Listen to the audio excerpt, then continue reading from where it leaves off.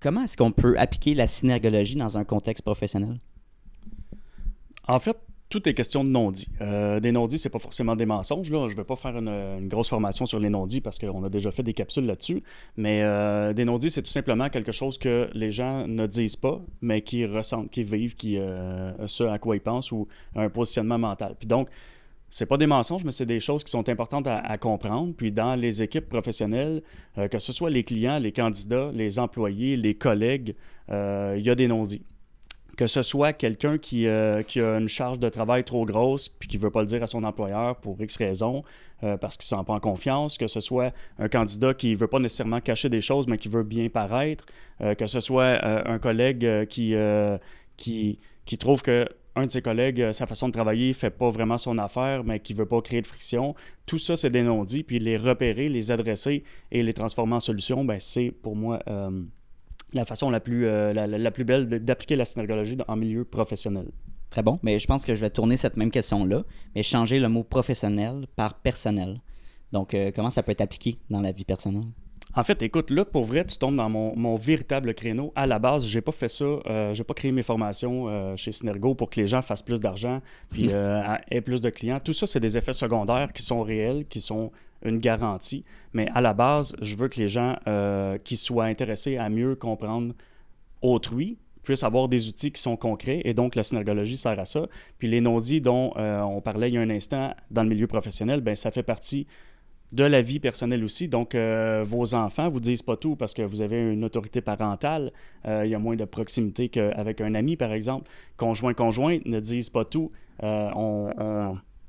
Souvent, ce qu'on ne dit pas, c'est en fait des choses qui nous dérangent. C'est des genres de frictions qu'on enterre sous le tapis. Puis moi, j'appelle ça des mines parce que ce qu'on a enterré sous le tapis, qui est sous forme de mine, il y a quelqu'un qui va finir par piler dessus, que ce soit vous ou l'autre, mais ultimement, il y a quelqu'un qui va finir par piler dessus, puis ça va exploser dans la discussion. Donc, c'est de pouvoir adresser ce qui n'est pas verbalisé, ce qui n'est pas dit, mais qui pourrait être pertinent pour améliorer la communication, la relation dans un couple, entre amis, parents, enfants, ou même dans le format familial. Tout ça, pour moi, sur le plan personnel, il y a vraiment des gains qui sont très concrets, aussi concrets que dans le milieu professionnel, en fait.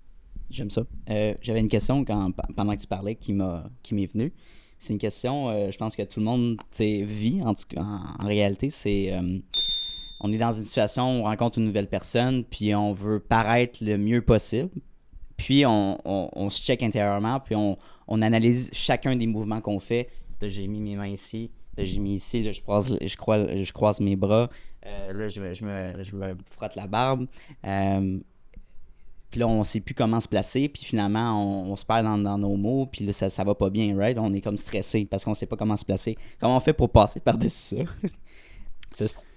La meilleure façon de passer par-dessus ça, c'est d'arrêter d'écouter les stupidités qui se disent sur le non-verbal quand vous googlez. Là, évidemment, vous pouvez tomber sur les miennes, puis je suis pas en train de dire que les miennes sont les seules qui sont viables, sauf qu'il y a beaucoup de mythes qui circulent alentour du non-verbal, puis comme c'est un milieu qui est très méconnu, qui est peu professionnalisé ou peu maîtrisé au niveau de l'expertise, ben il se dit un peu de tout et n'importe quoi. Puis c'est ça qui fait qu'on pense que se croiser les bras, ça représente la fermeture, alors que c'est pas forcément le cas, même que c'est rarement le cas. C'est ça qui fait qu'on pense que il faut avoir un corps très droit, très rigide quand on passe une entrevue d'embauche.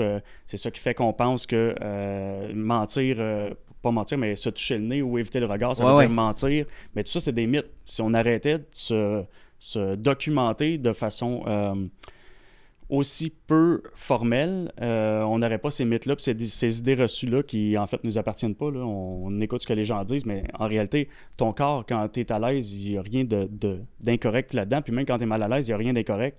Mais il y a des raisons pour lesquelles on est malaisé, on est intimidé, puis c'est correct de l'être aussi. Fait que moi, mon seul conseil, en fait, avec le body language, c'est de ne pas essayer de le contrôler. Donc, il faut sortir ça de la tête. Moi-même, qui ne parle que de ça dans ma vie professionnelle, qui ne vit que de ça, même quasiment sur le plan personnel, qui est super intéressé par le body language, je ne modifie jamais mon body language, je ne le planifie pas, ni de façon rigoureuse, ni de près ni de loin.